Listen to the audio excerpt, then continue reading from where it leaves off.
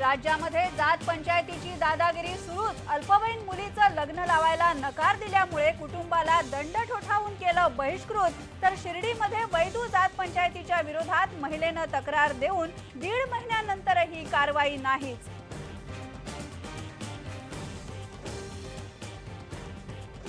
नमस्कार, मी आरती कुलकर्णी। महाराष्ट्र नामामध्ये आपण ही बातमी बघणार आहोत। पुरोगामी महाराष्ट्रामध्ये अजूनही जातीपातीचं राजकारण किती खोलवर रुतलेलं आहे हे दाखवणाऱ्या या घटना आहेत। या बातमीबरोबरच आणखी महत्त्वाच्या हेडलाईन्स बघूया।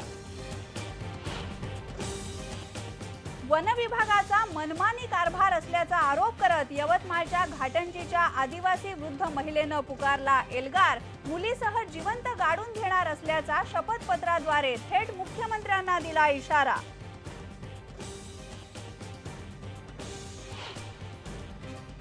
कृषी उत्पन्न बाजार समित्यांमधली आडत होणार बंद। शेतकऱ्यांना मोठा दिलासा। आज जारी झालं परिपत्रक।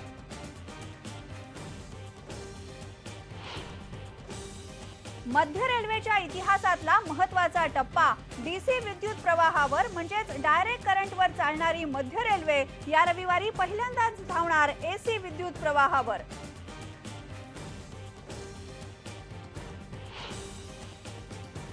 IFS अधिकारी देवयानी खोब्रागडे परराष्ट्र सेवेमधून बाहेर। परराष्ट्र मंत्रालयानं देवयानी खोब्रागडेंचं पद काढून घेतलं।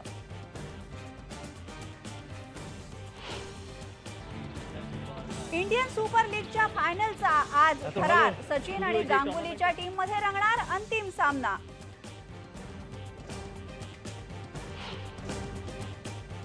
आणि सवाई गंधर्व भीमसेन महोत्सव आता पुण्यामध्ये रंगणार। 1 जानेवारीपासून पावसामुळे रद्द झाला होता सुरांचा महोत्सव। या सगळ्या बातम्या आहेत, पण पहिल्यांदा बघूया महाराष्ट्रामध्ये जात पंचायतींची दादागिरी कशी सुरू आहे याबद्दल। सांगली जिल्ह्यामधली ही बातमी आहे। सांगली जिल्ह्यातल्या आष्टा इथे कोल्हाटी जात पंचायतीच्या पंचांनी तालिबानी अत्याचार केल्याचा आरोप होतोय। दारुड्या मुलासोबत अल्पवयीन मुलीनं लग्न करायला नकार दिला आणि या मुलीच्या मोरे कुटुंबियाला दंड ठोठावून जात पंचायतीनं बहिष्कृत केलेला आहे। मुलीच्या आईवर सुद्धा बलात्कार प्रयत्न करण्यात आलेला आहे।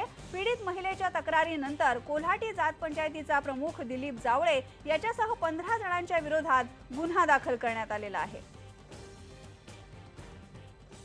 12 तारखेला आम्ही गेल्या महिन्यात गेले का की माझ्या मुलगीला ह्यो नवरा नको आहे। त्याच्या हातापाया पडलो, रडलो, तडपडलो। आमची चांगली लोक पासा घेऊन त्याच्या दारामध्ये गेलो। ही माझी मुलगी याच्याबद्दल मुक्त करून दुसरं कुठं चांगल्या ठिकाणी द्या। परत मला 20,000ची मागणी केली। दादा म्हटलं एवढं 20,000 कुठनं आणू। 10 तारखे 8 वाजता आल्यावर मला पैसे मागणी केलं। मी धुणं भांड्याची बायकांच्या उचल्या घेऊन असं 10,000 रुपये त्याला जमा करून मी दिले। त्यावर बाहेर माणसं जे काय काय होतीत अंधारातनं मला काय दिसलं नाही। धरा हिच्या अंगात सगळं पाणी आहे, हिला सोडायचं नाही म्हटल्यावर त्यानं साडी बिडी माझी अशी धरून मला अंधारात धक्कबुच्च माझ्या साडीला हातापायला केलं। त्यांची जात पंचायती विरोधी तक्रार आहे। कोल्हाटी डुंबारी समाजाचा दिलीप यशवंत जावळे हा व्यक्ती जात पंचायत चालवतो। तो म्हणेल सो कायदा अशी गोष्ट या समाजामध्ये आहे। कालच एका महिलेने आमच्याकडे तक्रार येऊन दिली की तिच्या अल्पवयीन मरणासन्न अवस्थेत असलेल्या माणसाशी लग्न लावण्याची जबरदस्ती दिलीप यशवंत जावळे या व्यक्तीने केली। तिने या लग्नास विरोध करताच त्यांना जातीच्या बाहेर काढलं। सदरील महिलेला दिलीप यशवंत जावळे आणि 4-5 लोकांनी शरीर सुखाची मागणी करून अंधारामध्ये घेऊन जाऊन तिच्याशी जबरदस्ती करण्याचा प्रयत्न केला। त्यामुळे जवळपास 15 लोकांविरुद्ध तक्रार आम्ही नोंदवलेली आहे। IPC 143, 147 ही सेक्शन्स आम्ही लावलेत। आपण पोलिसांचं म्हणणं सुद्धा ऐकलं आणि याबद्दल आपण बोलूया आमचे रिपोर्टर आसिफ मुरसल यांच्याशी। आसिफ, सांगली मधला हा प्रकार आहे, आष्टी मधला।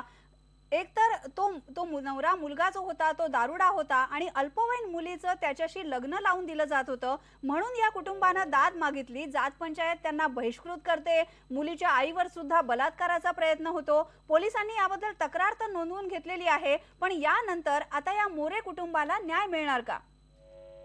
आरती, पुरोगामी महाराष्ट्र म्हणतो आपण। या कोल्हाटी समाजाच्या जात पंचायतीकडून ह्या कोल्हाटी ज्या समाजाचे लोक आहेत त्यांच्यावर खूप अन्याय केला जातो। लग्न असेल तर जबरदस्ती लग्न लावलं जातं। जो पंचाने सांगितलं की याच मुलीशी लग्न करायचं आहे, या मुलाशी लग्न करायचं असेल, कोणी मेलं तरी त्यांच्या घराकडे जाऊन देत न देता त्यांना त्याच्यावर बंधन आणलं जातं।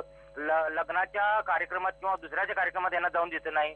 अशा जात पंचायतीच्या लोकांकडून, पंचांकडून त्यांच्यावर प्रेशर आणलं जातं, त्यांच्यावर दबाव आणला जातो, त्यांना मारलं जातं. परंतु आज मीडियानं आवाज उठवल्यानंतर याच्यावर कारवाई सुरू झालेली आहे.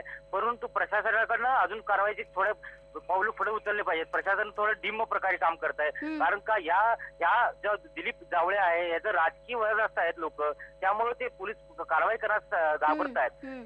या दिलीप जावळेचा बाहेरच्या लोक, हा पश्चिम महाराष्ट्रातला पंच आहे. याच्याकडे सातारा, सांगली, कोल्हापूर आणि सोलापूर या जिल्ह्यामध्ये कोलाटी समाजाचे लोक ह्याला पंच मानतात आणि हा जो हुकूम झाडेल तोच वट हुकूम असतो आणि त्यामुळे कोलाटी समाजानं प्रेशर खाली जगतायत. दिलीप जावळेची ही मुसगी दादागिरी आहे. आरती बरोबर आहे. असे तुम्ही जसं सांगितलं दत्ता, जात पंचायतीची दादागिरी तर आहेच, पण यामागे राजकीय वजन वापरून ही जात पंचायत अशा पीडित महिलेवर अत्याचार करताना दिसते आणि प्रशासकीय यंत्रणा याबद्दल त्वरित कारवाई करायला पाहिजे. पुढची बातमी सुद्धा अशीच आहे. अहमदनगर जिल्ह्यामधल्या वैदू समाजाच्या शांताबाई शिंदे यांना जात पंचायतीनं 2.5 लाखांचा दंड करून जातीमधून बहिष्कृत केलं होतं. आता मुलांचं लग्न करण्यासाठी त्यांना जातीमध्ये येणं आवश्यक आहे, पण जातीत परत यायचं असेल तर 15 लाख रुपये दंड भरा असा आदेश वैदू जात पंचायतीनं दिलाय. या विरोधात शांताबाईंनी लोणी पोलीस स्टेशनला 1.5 महिन्यांपूर्वी तक्रार दिली आहे, पण पोलिसांनी अजूनही कारवाई केलेली नाही. IBN लोकमतनं हा विषय लावून धरला आणि त्यानंतर पोलिसांनी 20 जणांच्या विरोधात खंडणीचा गुन्हा दाखल केला, पण अजून कोणावरही कारवाई करण्यात आलेली नाहीये. अद्याप पोलीस प्रशासन याच्याकडे दुर्लक्ष केलेले आहे. तर वारंवार या वैदवाडी नगरमध्ये सावडी भागात तर या आरोपींच्या येता जाता आम्हाला धमक्या, कोणाच्या धमक्या देतात, तुमच्या वडिलांसारखी तुमची गत करू असे कोणाच्या धमक्या देत आहेत आणि पोलीस प्रशासन त्याच्याकडे दुर्लक्ष करते. तोपखाना पोलीस स्टेशनलाही NC दाखल होऊनही तिकडूनही काही रिस्पॉन्स भेटत नाही आम्हाला. आपण बघितलं, पोलीस यंत्रणेकडून, सरकारी यंत्रणेकडून याबाबतीत काहीच प्रतिसाद मिळत नाही अशी तक्रार आहे. याबद्दल सांगतायत आमचे शिर्डीचे रिपोर्टर हरीश दिमोटे. शांताबाईला जात पंचायतीने 2 वर्षापूर्वी बहिष्कृत केलं आणि 2.5 लाखाचा दंड केला, तो तिने भरलाही. आता जर तिला जातीमध्ये परत यायचं असेल तर 15 लाख रुपये भरा असं फरमान वैदू जात पंचायतीने सोडलं. या विरोधामध्ये ही महिला उभी राहिली आणि जात पंचायतीच्या विरोधामध्ये तिने लोणी पोलीस स्टेशनला 2 महिन्यापूर्वी तक्रार दाखल केली. मात्र पोलीस तरी सुद्धा काहीच कारवाई करत नव्हते. IBN लोकमतने जेव्हा हा विषय लावून धरला त्यानंतर कुठेतरी या जात पंचायतीच्या लोकांवरती खंडणीचा गुन्हा दाखल झाला. मात्र आज 2 महिने झालेत तरी सुद्धा या लोकांवरती कोणतीही कारवाई केलेली दिसत नाहीये. या लोकांनी या शांताबाईच्या परिवाराला जीवे मारण्याच्या धमक्या दिल्या. आम्ही पण तुझ्या नवऱ्यासारखीच गत तुझी करू अशा तिला धमक्या दिल्या, तरी सुद्धा कारवाई होत नाहीये. काल बारामतीमध्ये जात पंचायतीच्या विरोधामध्ये उभे राहणाऱ्या परिवाराला या लोकांनी बेदम मारहाण केली, जीवे मारण्याचा प्रयत्न केला. मग तीच वाट आता हे लोक बघताय का काय? लोणी पोलीस स्टेशन मध्ये तक्रार दाखल झाली आहे, खंडणीचा गुन्हा दाखल झालाय. तुम्ही कारवाई करणार कधी? का शांताबाईच्या परिवाराला सुद्धा हे लोक मारतील आणि मग त्याच्यानंतर तुम्ही कारवाई करणार? हा खरा प्रश्न आहे. या जात पंचायतीचे पंच जे आहेत ते दादागिरी करतायत, राजकीय वजन वापरतायत, खंडणी वसूल करतायत, पण यांच्या विरुद्ध कधी कारवाई होणार हा प्रश्न आहे. पुढची बातमी बघूया. वन विभागाच्या अधिकाऱ्यांच्या मनमानीचा फटका घाटंजी तालुक्यातल्या जांब इथल्या एका 70 वर्षांच्या आदिवासी महिलेला बसलाय आणि यामुळे या महिलेवर उपासमारीची वेळ आलेली आहे. आता तिनं थेट मुख्यमंत्र्यांना शपथपत्र लिहिलेलं आहे आणि मुलीसह आपण जिवंत गाडून घेऊ असं तिचं म्हणणं आहे. यवतमाळ मधली ही घटना आहे. झामाबाई तोडसाम असं या महिलेचं नाव आहे. तिचा पती गणपत तोडसामकडे 5 एकर शेती होती.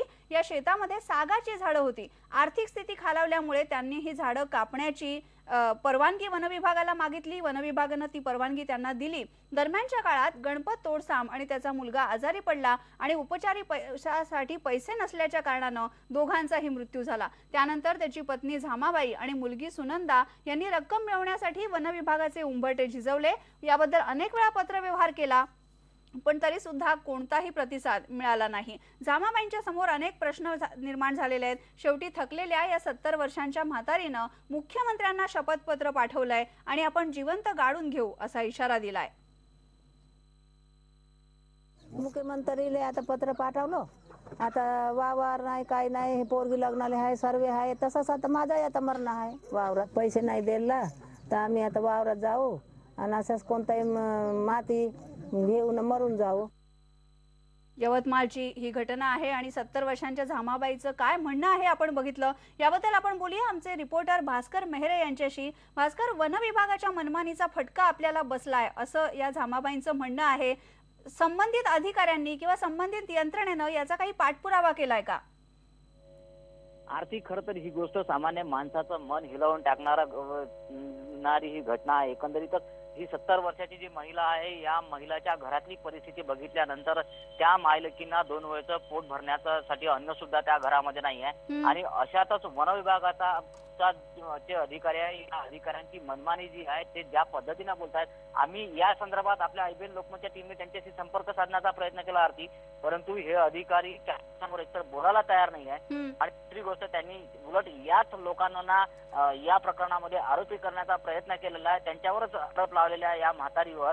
अशातच एकीकडे सरकार म्हणजे आदिवासींना सामान्य विकासाच्या दृष्टीने समोर व्हावं म्हणून त्यांच्यासाठी अनेक योजना आणतात, अनेक म्हणजे या संदर्भात कायदे सुद्धा आहेत। मात्र आदिवासींची अशा पद्धतीने अवहेलना होत जर असेल तर या पुरोगामी महाराष्ट्राला ही गोष्ट अत्यंत अशोभनीय अशी आहे। बरोबर। आणि यात अजूनपर्यंत कोणत्याही अधिकाऱ्यांनी या महिलेकडे अजूनपर्यंत आलेले नाही आहे। त्यांनी सांगितलं आहे की आम्ही चौकशी करतोय, मात्र चौकशी काय करणार आहे? कारण आतापर्यंत त्या म्हातारीचा मुलगा आणि तिच्या पतीचा या संपूर्ण याच्यात निधन झालेलं आहे, तिच्याकडे उपचारासाठी पैसे नव्हते। अशातच समजा जर या पद्धतीने हे जर होत असेल तर या अधिकाऱ्यांवर सुद्धा कारवाई व्हायला बरोबर आहे भास्कर, या संबंधित अधिकाऱ्यांवर सुद्धा कारवाई व्हायला पाहिजे अशी मागणी होतीये। पण आता या झामाबाईंनी मुख्यमंत्र्यांनाच थेट पत्र लिहिलेलं आहे। आता मुख्यमंत्री देवेंद्र फडणवीस यामध्ये लक्ष घालतात का हे आपल्याला पाहावं लागेल। यानंतर आपण एक ब्रेक घेणार आहोत। ब्रेक नंतर पुन्हा भेटूया। पहा फक्त आयबीएन लोकमत।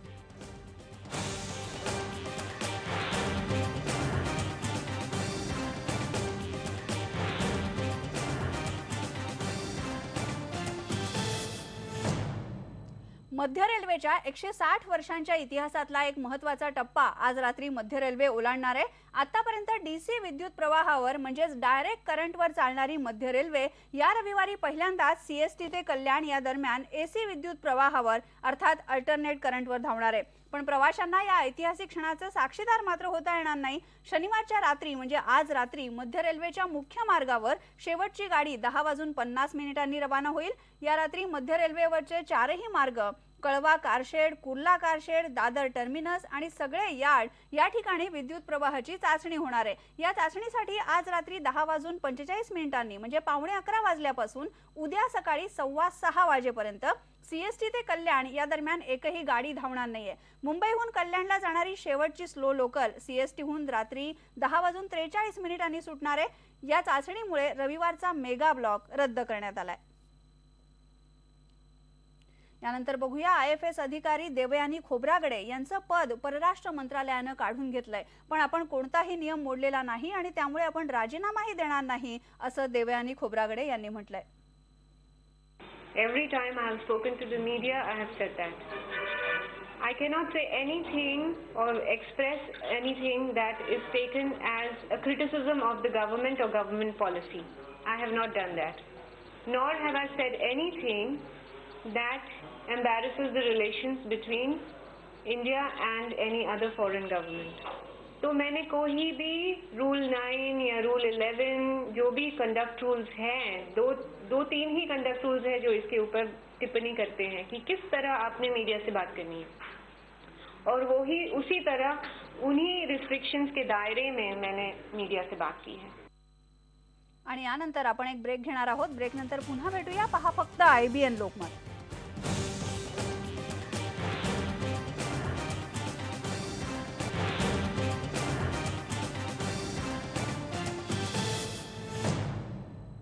गिरणगावचे रिअल सुपरस्टार या नावानं भारत माता टॉकीज मध्ये चित्रपटांचा महोत्सव सुरू आहे। अभिनेता भरत जाधवनं यासाठी पुढाकार घेतलाय आणि गिरणगावातल्या कलाकारांना प्रोत्साहन मिळावं म्हणून या महोत्सवाची कल्पना आखली। भरत जाधव एंटरटेनमेंट या भरत जाधवच्या कंपनीतर्फे या महोत्सवाचं आयोजन करण्यात आलंय। यामध्ये भरत जाधव यांच्या काही सिनेमाचं स्क्रीनिंग आणि संजय जाधव यांच्या दुनियादारी या लोकप्रिय सिनेमाचं स्क्रीनिंग सुद्धा होणार आहे। यानंतर महाराष्ट्र नामामध्ये इथेच थांबूया। पहा फक्त आयबीएन लोकमत।